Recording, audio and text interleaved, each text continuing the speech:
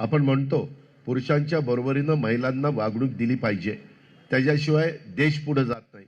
जगात जिथं पुरुषांच्या बरोबरीनं महिलांना वागणूक दिली जात नाही ते देश जगामध्ये मागे पडलेले आहेत.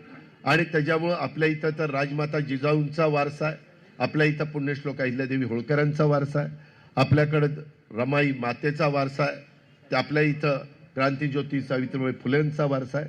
किती मी महिलांची नावं घेऊ की त्यांनी एक आदर्श तुमच्या माझ्या पिढ्यानपिढ्या पुढच्या लोकांच्या करता ठेवलेला आहे.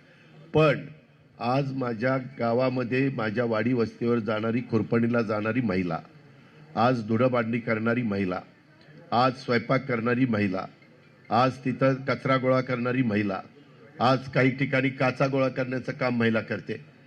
अक्षरशः शहरी भागात झोपडपट्टीमध्ये अतिशय खराब अवस्थेमध्ये ती तिथं जीवन जगत असते. परंतु पोटाकरता, आपल्या नवऱ्याकरता, आपल्या मुलाबाळांच्या करता ती एवढे कष्ट घेते. मी विचार केला की आत्तापर्यंत अनेक गोष्टी आपण केल्या, वेगवेगळ्या सरकारांनी केल्या. ह्यावेळेस मुख्यमंत्री माझी लाडकी बहीण योजना आणायची आणि त्याच्यामध्ये ती योजना अशी आणायची की त्या महिलेच्या डायरेक्ट अकाउंटला पैसे टाकायचे.